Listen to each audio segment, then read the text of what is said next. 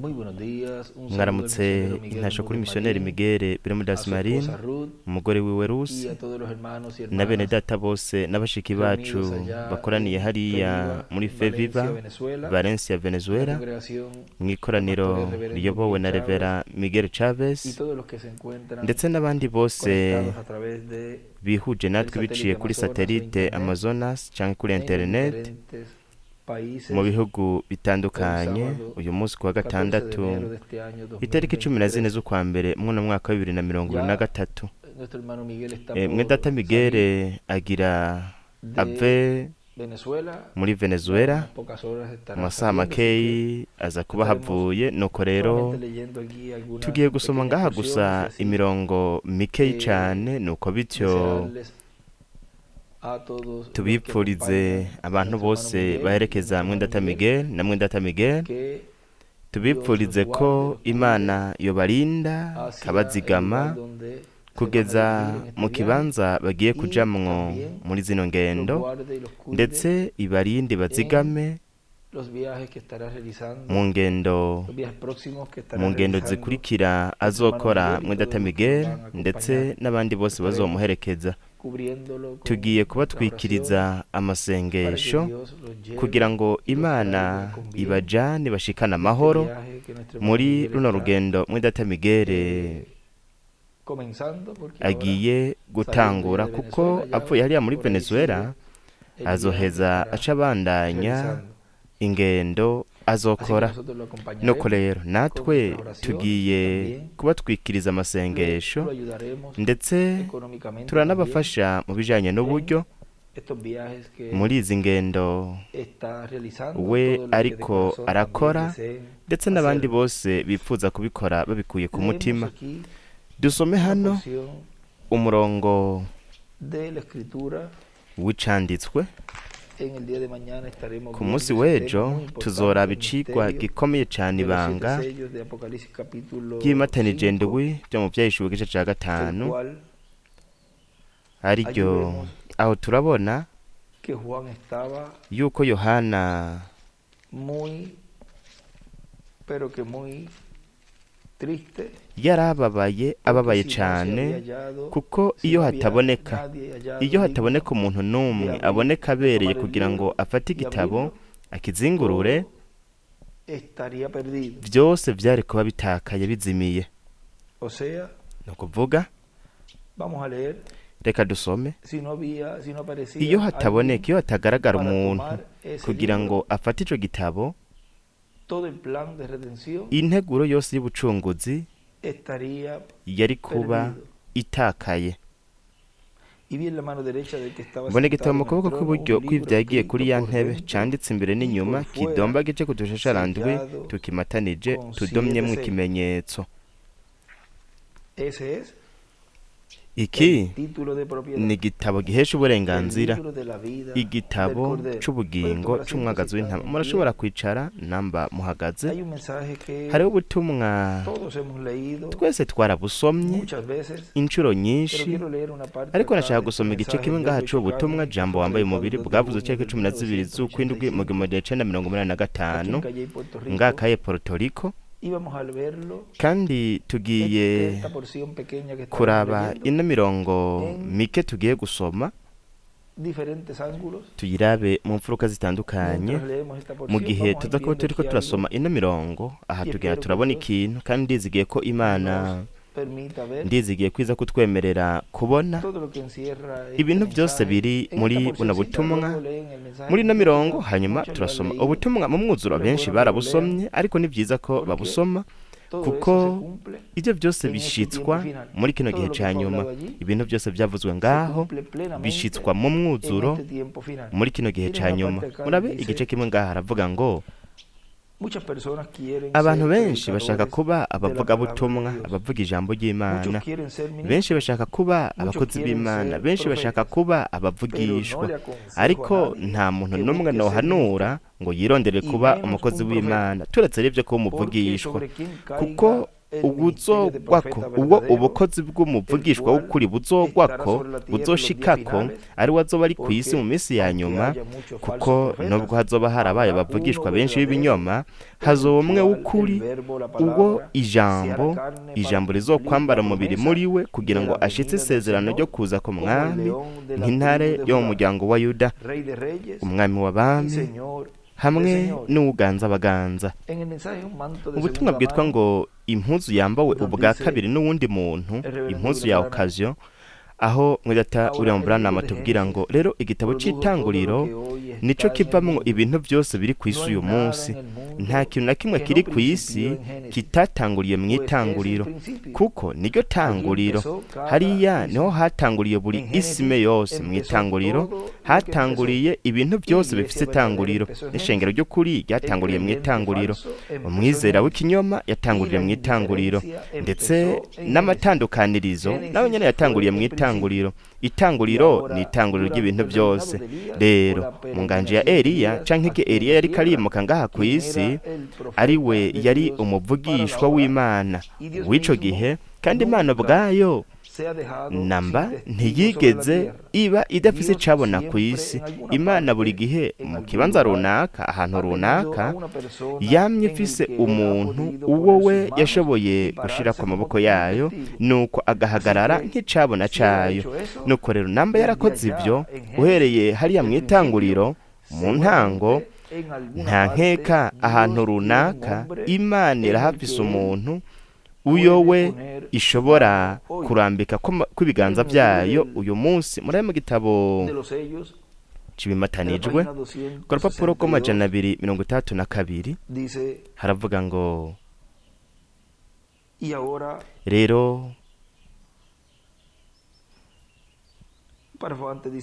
agace k'imbere, mbega ingene bashaka ko Imana ko yokwihangana nko mu minsi ya Nowa. Yo yaragize ishaka, yari yihase, nuko irihangana imyaka 120 kugira ngo bihane, ariko ntibihanye. Yandika ngo imyaka 120.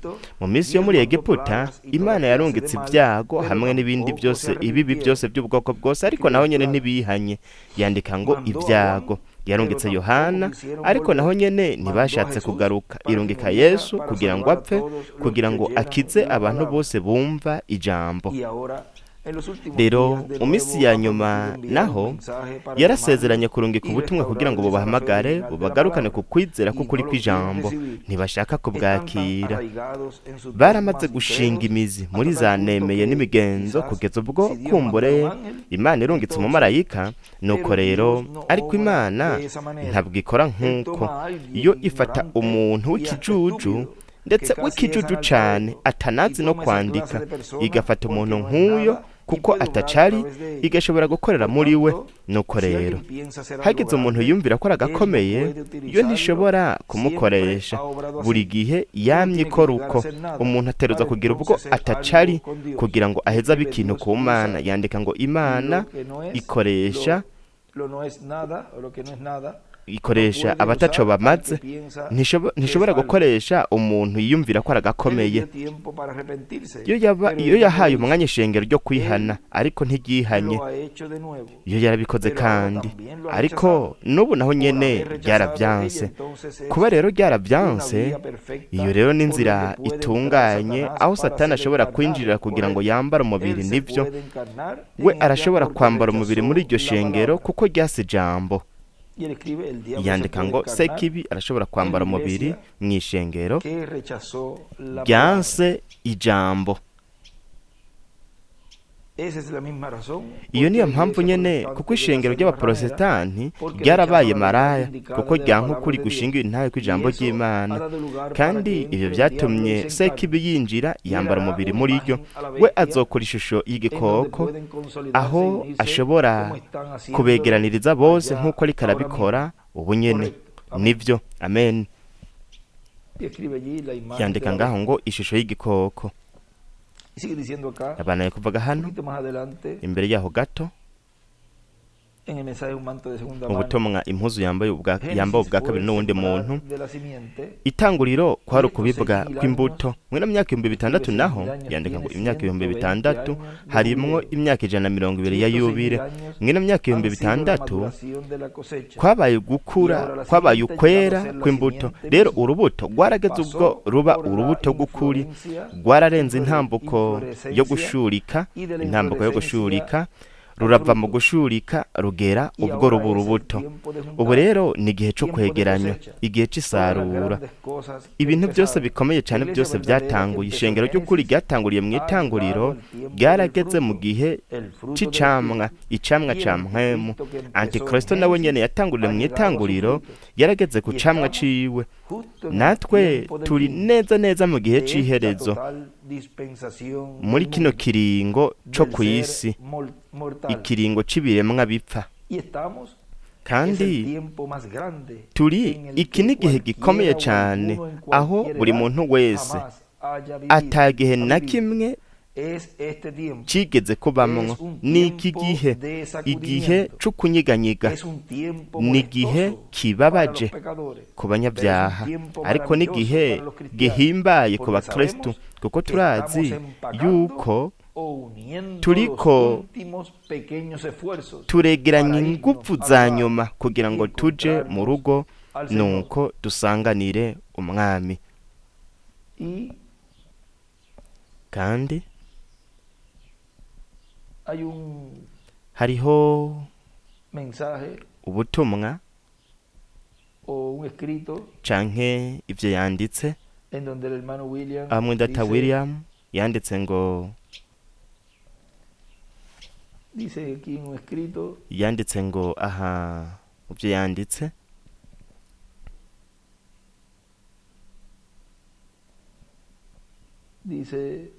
yaranditse ngo ibice bihungabanya vyonona umugambi w'Imana. Uko niko vyabaye mu gihe ca Mose, ca Yosuwa, c'abacamanza, abavugishwa, mu gihe ca Yesu, mu gihe c'intumwa, ndetse no mu bamarayika ndwi intumwa b'ibihendwe by'ishengero. Kandi uko niko biri uyu munsi. Acapura ibuye rikomeza ifuruka, murabe ico nico gihe arivyo duhejeje gusoma ubunyene. Ni igihe co kunyiganyiga, igihe gishavuje ku banyabyaha, ariko ni igihe gihimbaye ku bakristu. Rero murabe ingene we ngaho avuga ku gihe ca Mose ingene habaye ibice ngaho, ndetse kandi avuga n'igihe ca Yosuwa, kuko umwe wese muri bo, ndetse kandi aravuga no ku bacamanza, akavuga ku gihe c'abavugishwa, igihe ca Yesu, igihe c'intumwa, abamarayika n'intumwa, ndetse n'igihe ca Mose na Yosuwa. Mwumvire ingene akivuga ko akavuga ko byabaye ibihe aho habaye ibibazo mwene ivyo hagati mu bantu, kandi aca abigira nk'ibihe igihe ca Mose n'igihe ca Yosuwa, kuko umwe wese muri bo yari hafise igikorwa. Ibyo turaza kubisoma hanyuma mu bundi butumwa, ariko reka tubandanye ngaha mu butumwa bwitwa ngo ijambo yambaye umubiri. Haravuga ngo ubuzoba arimwo ubu bukozi iminsi ya nyuma azoba ari umuntu azobabara cane, kuko hazogenda hegereza isaha yirabura, ataravye ku isaha ubwo umwami yagiye kugira ngo atange ubuzima bwiwe nk'umwagazi w'intama w'Imana. Uwo muntu azobabara cane nk'uko Yesu nawe yababajwe Emmanuel, umuntu ijambo ryari ryambayemwo umubiri muri ico gihe, muri ico kiringo. Igihe Yesu yabona yuko abamukurikira, abari barizeye ubutumwa bwiwe, ko bari bagiye gutsitara muri iyo saha yirabura, n'abigishwa ubwabo ko bari bagiye guhunga, ndetse umwe muri bo akaba yaragiye kumugurisha. Iyo yari isaha yirabura, isaha iteye ubwoba. Ico gituma Yesu yavuga ngo ubugingo bwanje burababaye gushitsa ku rupfu, nubwo we yarazi. Rero mwibuke ikintu kimwe, aho Yesu yari yarazwe mu mwuzuro, ariko ntiyari afise umubiri uhawe ubwiza. Kandi ico ni ikintu gikomeye cane, arico gituma dutegerezwa gutahura neza ivyo, kuko we muri ico gihe inyuma yo ku musozi wo guhindurirwako aho yarazwe mu mwuzuro, we ngaho yaciye agenda atumbereye neza neza i Karuvariyo kugira ngo ashitse igikorwa hamwe n'ihangiro, igikorwa cari camuzanye, ico yari yatumwe gukora, no kuvuga ngo Imana ishitsa ukuza kwa mbere. Kandi muri iki gihe ca nyuma bitegerezwa kuba bisa muri byose. Ntihashobora kuza umubiri uhawe ubwiza, no kuvuga ngo umubiri wazutse. Kubw'ivyo rero niyo bazozuka, abazoza kuri uno munsi wa nyuma bazozuka bari mu mibiri ihoraho ihawe ubwiza. Umubiri wahawe ubwiza ntushobora kuragwa mu mwuzuro, utegerezwa kuba ari umubiri w'inyama ugaragaye kuri uno mubumbe w'isi, niwo mubiri uragwa mu mwuzuro, nuko hanyuma ugashobora kuronka uko guhindurwa kwa mubiri uhawe ubwiza. Abazorogwa mu mwuzuro bagahindurwa, no kuvuga ngo abazohindurwa bazoronka uno mubiri uhoraho uhawe ubwiza, bazoca muri no ntambuko rero y'ukuragwa mu mwuzuro. Igihe harangiye imisi ngaha ku isi, umuntu akarangiza imisi yiwe ngaha ku isi, agarutse agaruka ari mu mubiri uhawe ubwiza. Kandi mu mubiri uhawe ubwiza ntabwo hari umubabaro. Uwo mubiri igihe uzoza nk'igihe Yesu yazuka, igihe yazutse yahawe ubwiza mw'uwo mubiri uhawe ubwiza. Kandi aho nta muntu n'umwe bari bafitaniye ikibazo, we yaraca mu mpome, yarapfa ngaha akaja hariya akabwira ati mugende hariya mubwire ba bagore yababwiye ati nimugende mubwira abigishwa yuko bondindirira ahantu runaka. Kandi we ntiyakeneye ngaho, ntiyakeneye ifarasi kugira ngo aje mw'ico kibanza. yarafise ujya mubiri uhawe ubwiza. Ntivyari bimeze nk'uko igihe yari ari ku musozi wo guhindurirwako, yaramanutse akora ibintu vyinshi. Hanyuma igihe yaragiye kwinjira i Yerusalemu, yatumye ko ifarasi. Murabe ico arico umubiri uhawe ubwiza, n'ico arico umubiri warazwe mu mwuzuro. Kandi murabe buno bukozi kw'iherezo ry'ibihe ubuzoba buri kw'isi. Murabe aho we atubwira ngaha ku bukozi buzoba buhari muri ino misi ya nyuma. Murabe mu bukozi ubuzoba arimwo ubwo bukozi mu misi ya nyuma, azoba ari umuntu azobabara cane, ko yavuze ngo ibi twari twabisomye. Ariko reka dukomeze hano, haravuga ngo nico gituma Yesu yavuga ati ubugingo bwanje burababaye kugeza ku rupfu. Igihe we yazuka, ubugingo bwiwe ntibwari bubabaye, ubugingo bwiwe bwari bunezerewe, kuko wari umunsi w'intsinzi. Urya munsi yazukiyeko wewe yaranezerewe cane, we yari yahawe ubwiza. Ariko ngaha murabe, nubwo yari yarazwe mu mwuzuro, yavuze ngo ubugingo bwanje burababaye kugeza ku rupfu. Yavuze ngo nubwo yarazi ko azozuka, ariko uwo mwanya uwo yatereza gucamwo wari umwanya ugoye cane. Uko ni nako irya saha yirabura izoba igoye, iyo intumwa ya nyuma izotereza gucamwo. Marayika w'umwami Yesu Kristo umuvyeyi wa 22:16 aho jambo azoba yambaye umubiri kugira ngo ashitse ashitse impamvu kugira ngo umwami ubwiwe Yesu Kristo biciye muri we ashitse ubukozi nk'intare y'umuryango wa Yuda. Ariko murabe iki canditswe gifise ugushitswa kwinshi, uguhishurirwa kwinshi. Kumbure ntitwari twaravuze kuri iki canditswe mu buryo bufoboye canke ntitwagikoze ko muri izi zindi furuka, ariko mwitegereze buno bukozi bwo mu vyeshuwe 22:16 we avuga yuko ari marayika w'umwami Yesu Kristo. Murabe ingene iki canditswe gishitswa mu bukozi buri mw'ihema, ubukozi bukiri buzima n'ubu. Ntabwo vyoba mu muntu yamaze kuva kuri uno mubumbe w'isi, imisi yiwe yarangiye. Biterezwa kuba mu ntumwa ihari, intumwa nzima. Aho rero ico canditswe gifise insiguro zibiri, kuko abamarayika bose bo mu bihendwi by'ishengero ry'abanyamahanga ni abamarayika ntumwa b'umwami Yesu Kristo. Ariko murabe ingene bose nabo nyene bose bashushanirijwe ngaho. Rero aha yashaka kuvuga ku mumarayika muri rusange, mu gihe ariko arashingira intahe yavuze ngo jewe Yesu ntumye umumarayika wanje gushingira intahe mwebwe ibyo kubw'amashengero.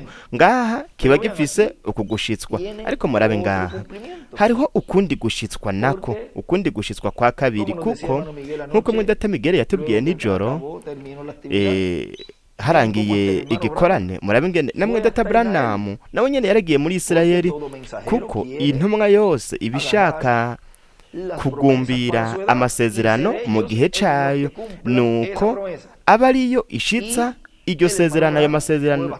Mwidata Branham wewe rero yarageze kure, kuko yageze i Kairo mu Misiri, ariko yarabwiwe yuko hatari bwagere, ndetse ko ataranafise ubukozi bujanye n'ico gihugu, kuko hari mu kugaragara kwa kane, ndetse kandi yaterezwa kuba aherekejwe na Mose. Ubwo bukozi bwaterezwa kuba buherekejwe na Mose. Rero murabona yuko Mwidata William Soto Santiago wewe ehego yarashitse hariya, kandi yaranagize uyu mwanya ukomeye cyane hagati muri bo, ndetse anashitsa impamvu we yatereza gushika muri bo, kuko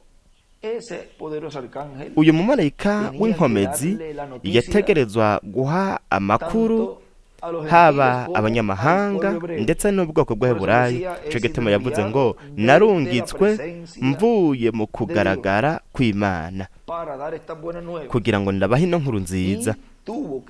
Kandi yatereza kuja hariya, yarakoze igikorwa gikomeye kandi gikomeye cyane, nuko aragenda. Murabe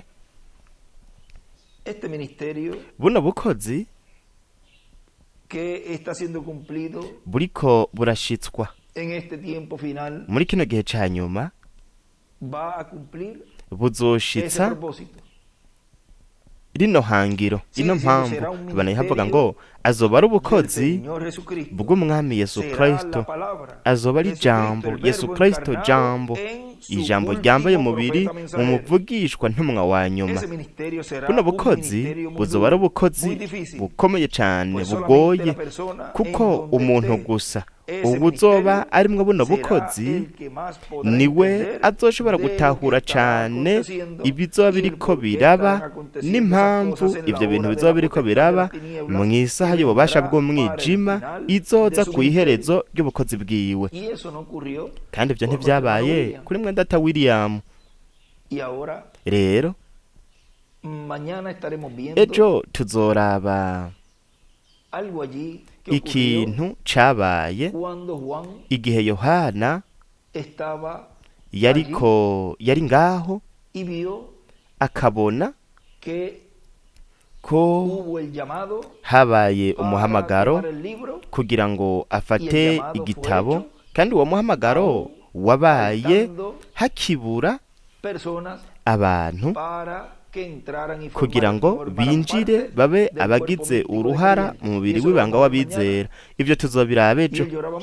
We yararize cyane, rero sigue diciendo, habandanya havuga ngo y él las entenderá a medida que Dios we se las dé a azobitahura entender. uko imana izogendera bimutahuza. murabe byose bizogenda biraba buke buke, imana izogendera mwungura ubwenge Y también al pueblo ndetse para que n'abantu vayan kugira ngo bagende baratahura abiertamente todas mu esas buryo profecías bufoboye neza buno que están buvugishwa siendo cumplidas y buriko las que se burashitswa estarán cumpliendo hamwe a medida n'ubuzoba buriko que burashitswa Dios uko las imana dé a conocer. izogenda ibumenyesha. bandanya havuga ngo ariko imbere Él no yaho comprenderá we ntazotahura impamvu azotereza guca muri iyo saha igoye cyane, isaha ikomeye, ariko azotereza guca muri iyo saha kugira ngo umwami Yesu Kristo ashobore gushikiriza muri iyo ntumwa ubukozi bw'intare yo mu muryango wa Yuda, nuko yisubize abiwe bose banditswe mu gitabo cy'ubugingo, abagarukane agarukane igitabo gihesha uburenganzira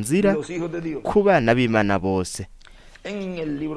Mu gitabo cy'imirongo ku rupapuro rwa 86 agace k'amajana 742 haravuga ngo rero amabanga y'icyo gitabo azohishurwa igihe bimatanijwe bizomatanurwa, kandi ibimatanije n'ibyamatanurwa mu mwuzuro igihe cy'ubucunguzi kizoba carangiye kuko umwagazi w'intama azoba yavuye ku ntebe yo kutuvuganira kugira ngo yisubize ibyiwe, we n'umuvugizi hagati y'abantu n'Imana. ariko igihe gushirwa ko kuri kuzoba mu bimatanijwe niho rero bizoca bitangura kumatanurwa, umwagazi w'intama azoba ariko arava ahera ha cane.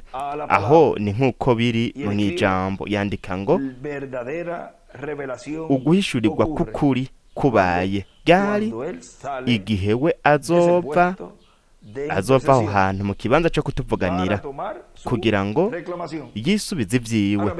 rero murabe ngaha mu butumwa kwigarurira ibintu byose haravuga ku rupapuro rwa 16 haravuga ngo uyu munsi umwizera w'ukuri yarirukanwe mu bantu, yitwa umufana canke uwigira umweranda canke bakamwita yandi mazina yose yo kumucokora, afatwa nk'umunyedini w'umufana.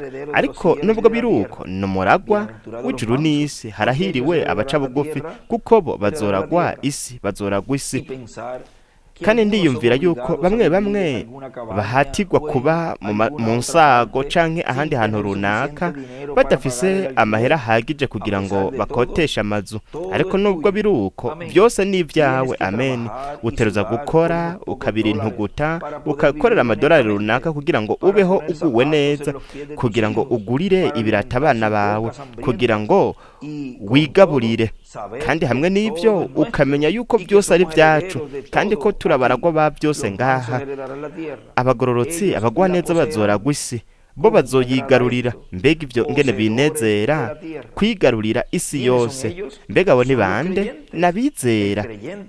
umwizera arafise igitabo gihesha uburenganzira yahawe n'umwami Yesu Kristo, gituma amenya yuko azoragwa isanzure ryose. nibyo abagwa neza barazoragwa isi. yandika ngo igitabo gihesha uburenganzira. Aburahamu yashobora kwigarura isi yose ndetse n'ibyari biyiriko, Imana yari yarabimuhaye. na Loti yari igice cy'iyo si. nuko rero Aburahamu yari afise uburenganzira kuri yo, no kuvuga ngo ku isi ndetse no kuri Loti nawe. haravuga ngo we yashobora kuyifata kuyigarurira. yaravuze ngo Mana, we warampaye, we waransezeraniye yuko ino si yose hamwe n'ibintu byose byari biyiriko ari ibyanje. waransezeraniye iryo sezerano. mwene wacu wa bugufi yarafashwe mpiri, no kuvuga ngo uwo ni Loti, ndetse n'ibyo afise byose barabimwatse. mu yandi majambo ibyo ndabishize uyu munsi novuga yuko ishengero ryoshobora kuvuga riti Mwami Imana, nguyu mwene data, nguyu yatewe na kanseri, agwaye igituntu, agwaye ibi na biriya. jewe naragumbiriye amasezerano kuko uyu ni umwandu wanje, warabimbwiye nk'uko. amen. nuko nyene biri nk'uko nyene urashobora gutoteza sekibi ukamutoteza ukamwica, nka kwa kundi Aburahamu yishe ba bami nuko akagarukana umwandu wiwe. amen. ivyo birampimbara. ni isezerano ryatanzwe n'umuremyi. Aburahamu rero yari afise uburenganzira ku masezerano kandi amasezerano yari ayiwe. Hamwe n'ivyo byose yategerezwa kugwana kugira ngo ayigarurire. Amen. Muravyumva? Umwizera uyu munsi nubwo ari umuragwa w'ibintu byose, umuragwa w'imigisha yose yo mu buryo bw'umuhemu, imigisha yose ifatika, imigisha yose yasezeranijwe muri Bibiliya, nubwo biri uko ategerezwa kugwana, akagwanira buri santimetero yose y'isi kugira ngo ayigarurire. Ubwo nibwo buryo Imana yabitegekanije. Buri gihe vyamye ari uko bimeze. Gutegereza kugwana kugira ngo wigarurire ibyo uzi ko ari ibyawe, gutegereza kunigana kugira ngo uvyigarurire. Ivyo nivyo utegereza gukora ubunyene. Yandika ngo gutegereza kunigana kugwana kugira ngo wigarurire ibyawe, ivy'Imana yaguhaye. Wowe wavuga ati mwenda Branham, jewe ndakeneye gukira indwara. Isezerano ni iryawe, ariko unarishitse ko ntabwo bizokorohera kubyigarurira. Ibyo ndabikubwiye. Uzotereza kwirukana Satani, kuvyaka Satani. Yarihagiye amagara yawe, ariko ubu urafise uburenganzira bwose bwo kuja kwa Satani ukamubwira ati subiza amagara yanje, yampe nje mw'izina ry'Umwami nyene isi n'ijuru, ndi umuragwa wayo, nsubiza amagara yanje. We watwaye umukobwa wanje, wagiye kumuvanganya n'uwundi musore atabereye, watwaye umuhungu wanje uja kumuvanganya n'umwigeme atari uwiwe. Ndamurekramye, nivyo ndarekramye abana banje, ndarekramye mwene data, ndarekramye mushikanje, nivyo Satani. Wewe watumye ava mu nzu y'Imana, umuhatira gukora ivyo, ariko ubu ndaje kumurondera, ndamurekramye, ndamwishubije. Ndakubaza, mbega ivyo bimenya gute? Nuko uri umuragwa w'ibintu byose. Amen. Byose narabihawe, ndi umuragwa, ndashobora kurekarama ibintu byose Imana yasezeraniye. Amen. Ngibi mbega niko tushobora kubironka? Mbega hari ikintu ushobora gukora? Oya mugenzi, kuko ni ingabire Imana yaduhaye, ni yacu iratwegukira. Satani ntashobora kuguhagarika mu gihe wowe ugiye kumugwanya mu bubasha bw'ijambo ryanditswe, kandi ukagenda ufise ukwizera ukavuga ati nuwanje, murekure. Amen. Icubahiro, ivyo birampimbara. Satani murekure, wewe waramuntwaye, munsubize, kuko ubu nje nzanye itangazo. Mfise itangazo ryanditswe ngaha mw'ijambo. Ijuru n'isi bizorangira, ariko iri tangazo ntaco rizoba. Nuko rero nje kuri wewe mw'iri tangazo kugira ngo ndakubwira ivyo Umwami Yesu Kristo yavuze, yuko ibintu byose nzosaba Data mw'izina ryiwe ko azobimpa. Ninabwira uno musozi ngo uve ngaha, sindabikekeranye mu mutima, ariko nkizera yuko ivyo mvuze bizoba, nuko nzobironka ivyo nasabye. Murekure. Mwibuke yuko ivyo ari vyo ikimatera ca gatandatu kizokora, kizogenzura ibi byaremwe, kizokora ibyo gishaka. Bazokoresha ibidukikije, bazobikoresha ibyo bashaka byose, ndetse kandi bazonakuraho ubwami bw'umwijima. Uno musozi ariko ubwami bw'abanyamahanga buzokugwaho, nuko himikwe ubwami bwa Mesi y'Umwami, kuko turafise uburenganzira, kuko kino gitabo gihesha uburenganzira kiriko kiragarurwa, gisubizwa mu biremwa abantu, mu bahungu n'abakobwa b'Imana baragwa, nk'uko Adamu yari agifise imbere yo kugwa. Ivyo bituma biramushishimura cyane, ariko si ukumushishimura gusa, biramwirukankana. Mubwira uti murekure, kuko nje mu bubasha bushingiye ku vyanditswe ndumwizera. Mwavyumvise? Ego mwe mugenzi. Rero mwitegereze namwe impamvu Yohana yari yihebuye cyane, yari kwararira cyane, kuko ibyo byose, buno burenganzira bwose abana b'Imana bafise, bwari guca butakara iyo hataboneka umuntu abereye gufata igitabo.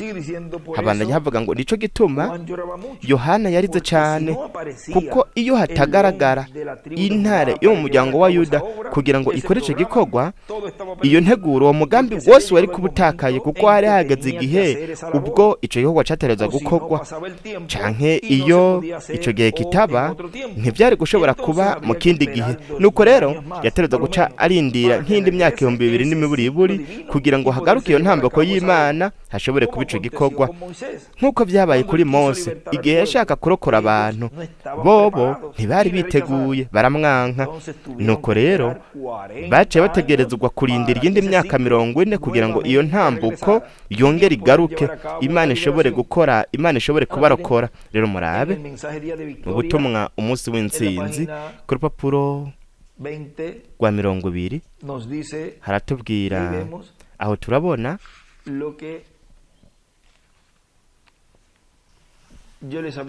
ibi mpejeje kubabwira mu kanya by'impamvu, ihangiro hamwe n'igikorwa ca Mose. Murabe haravuga ngo ku rupapuro rwa 20 mu butumwa umunsi w'intsinzi, Isirayeli yari yarabibagiye. Bobo bari baguwe neza muri Egiputa, bagira ubwoba n'abaja. Rero Mose yari ngaho, uwari yagiye mu bintu vyiwe vy'ubwenge, canke ivyo yarashitseko akoresheje ubwenge, niko nashaka kuvuga, kugira ngo agerageze no mu ngufu za gisirikare kugira ngo asuhore Isirayeli, biramunanira. Ariko ijambo rimwe gusa rivuye ku Mana mu gice c'inyuma y'ubugaragwa ryahindukije ibintu byose. Igende ncuro byagenze gute kuri Mose? Wewe yarabye muri jimere ziwe, ihangiro imwe rudende y'Imana. Ntikwari uko yubakana n'ujya mwigeme mwiza yirabura w'umunyatiyopiyakazi, hanyuma ngo yicara abyara abana, aragira intama za sebukwe. Ariko igihugu ciwe cari ico kurokora abana ba Isirayeli, akabakura muri burya buja. Ico nico cari igihugu ciwe. Iyo niyo yari impamvu yari yavukiye. Murabe igihugu ca Mose kwari kubakura mu buja, kandi umwe wese muri twebwe yavukiye ikintu runaka. Twebwe ntabwo twacitswe ngaha ku bw'imfaha gusa. Aca yandika mu butumwa ariko mu Congereza, mw'iki cigwa nyene yanditse ngo impamvu, ihangiro ryatumye Mose avuka hamwe n'igikorwa ciwe, kubakura mu buja. Rero murabe mbere gato mw'ubutumwa nyene ku rupapuro rwa 32 na 33 haravuga ngo bo barageze ku misi yabo, kandi bo bararose intsinzi, banesha umwansi. Bobo ndetse na Yosuwa igihe kimwe we yarahagaritse izuba mu ijambo ry'iwe bwite, ntiryaka. Izuba ntiryarenze amasaha 28. Bibiliya iravuga yuko hatari bwigere haba umuntu imbere yiwe canke inyuma yiwe yategetse izuba ngo rihagarare, kandi Imana ikumvira, ikitwararika ijwi ry'uwo muntu. Kubera iki? Murabe wewe yarafise abansi yabanesheje. Rero mwibuke ubukozi bwa Mose na Eliya buzokora nk'ibyo nyene, ni ukuvuga buzogira ubugenzuzi ku byaremwe. Rero murabe ingene Yosuwa ngaho ari we ashushanya mpwemu yera, akaba ari wazodushikana mu gihugu c'isezerano c'umubiri musha, ashushanya intumwa yo ku munsi wa nyuma iyi izodushikana mu gihugu c'isezerano c'umubiri musha. Hariya Yosuwa, murabe igihugu ca Yosuwa, igihugu ca Yosuwa kwari kubinjiza mu gihugu c'isezerano hariya nk'igihugu, kandi turabona n'igihugu ca Mose. Umwe yarabakuyeyo, umwe yarabasohoye, uwundi arabinjiza mu gihugu c'isezerano. Kandi murabona yuko ubukozi bwa Mose na Eliya nabwo nyene buzohagarika izuba. Murabe hano ikintu gikomeye cyane. Murabe Vamos a terminar leyendo, dice, reka "Porque, dusozere ven, gusoma él haravuga tenía kubera el iki enemigo todo murabe derrotado, ngo yari yanesheje abansi biwe bose murabe bo bari bashwabagiye mu bibanza bitandukanye we ategerezwa kubakurikira akabica byari ibyo kuko ico cari co gikorwa ciwe murabe ico cari igikorwa ca yosuwa kandi we yarazi yuko hageze mu ijoro yuko baca baronka umwanya wo kugira ngo bongere biyegeranye kandi rero bari guca batakaza abantu benshi rero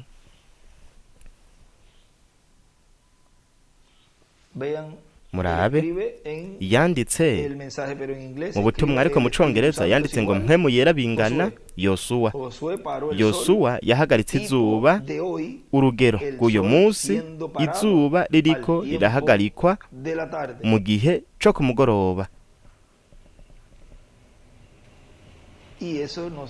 kandi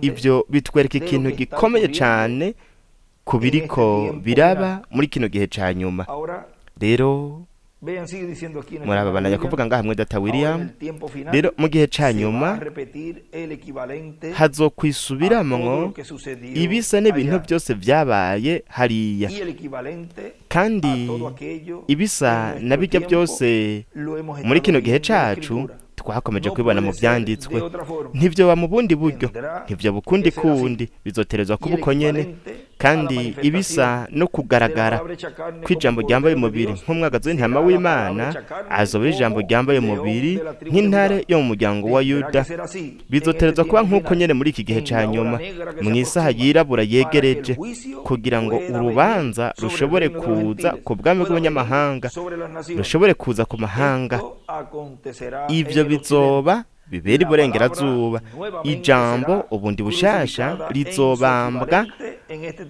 nk'uko bizoba bimeze muri iki gihe ca nyuma kandi ivyo ntivyaba mwibuke ikintu kimwe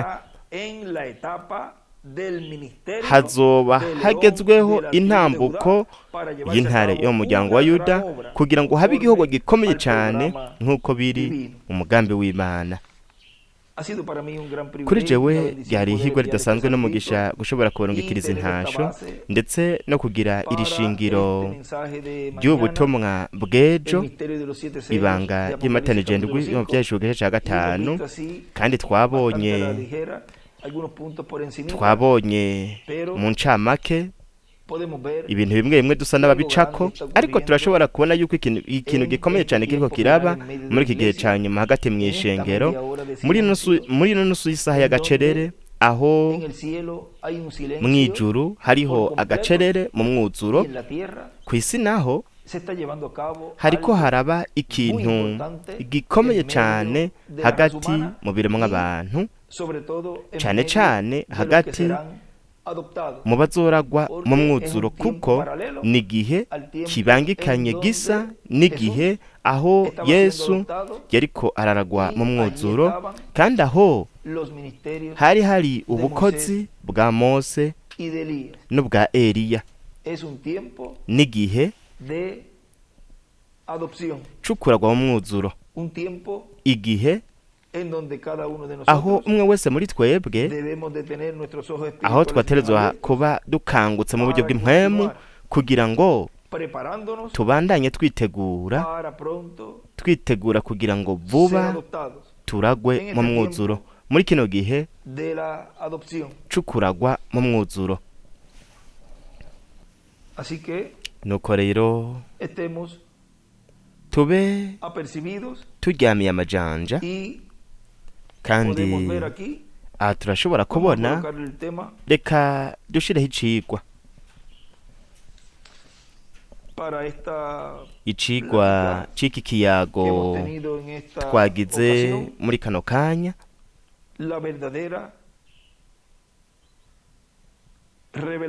uguhishurwa k'ukuri ivyo biri ku rupapuro rwa 86 mu gitabo c'imirongo ivyo yanditse ngaho uguhishurwa k'ukuri kubaye twashobora kucita ikicigwa nyene kuko ivyo biba nyuma yuko bafashe igitabo Mwedata Branham nawe yaciye avuga ngaho ngo igihe uguhishurwa k'ukuri kuzoba mu bimatanijwe kuko yaravuze ngo reka tuhasome kandi igihe ibimatanijwe bizomatanurwa mu mwuzuro igihe c'ubucunguzi kizorangira kuko umwagazi w'intama azoba yavuye mu kibanza co kutuvuganira kugira ngo yisubize ivyiwe wewe ni umuvugizi hagati y'abantu n'Imana ariko igihe ugushirwa k'ukuri kubaye mu bimatanijwe niho rero bice bitangura kumatanurwa umwagazi w'intama aba ariko arava ahera hacane no kuvuga ngo aba yamaze kuva ku ntebe yo kutuvuganira nuko rero twashobora kucita tuti uguhishurirwa k'ukuri kubaye. Imana ibahezagire, Imana ibarinde. Tugiye gusengera muri Data Miguel Bermudez Marine kubwa zino ngendo agiye gukora mu masaha make. Nuko rero nashatse kino kiyago kukigira kigufi cyane ariko cabaye c'umugisha ukomeye cyane kuri jewe, ndazi yuko ariko biri no kuri mwebwe mwese aho twakomeje gusoma ino mirongo yose ndetse n'ivyanditswe arivyo ari bitwubaka cyane kuri ubu mwose muri twebwe no gukuraka mu buryo bw'inkweme. Imana ibahezagire, Imana ibarinde, Imana igweze mu Data Miguel ndetse n'abantu bose baguherekeza Rusi nabo nyene Imana iguhezagire muri urugendo mushika amahoro ndetse namwe mwese muri hariya muri kano kanya Imana ibahezagire cyane ndetse n'abandi bose badukurika biciye kuri satellite Amazonas canke kuri internet kandi musengere cyane igikorane cejo aho dusaba Data wa mwijuru kugira ngo aduhezagire cyane biciye mu byanditswe tuzosoma ndetse biciye no mu butumwa tuzokumviriza aribwo ari ibanga ry'Imatanije ndwi byo mu byahishuwe igice ca 5. Uyu munsi twabonye muri iki cigwa aribyo yaciye yandika ngaho ngo uguhishurwa k'ukuri kubaye. Imana ibahezagire, Imana ibarinde mwese.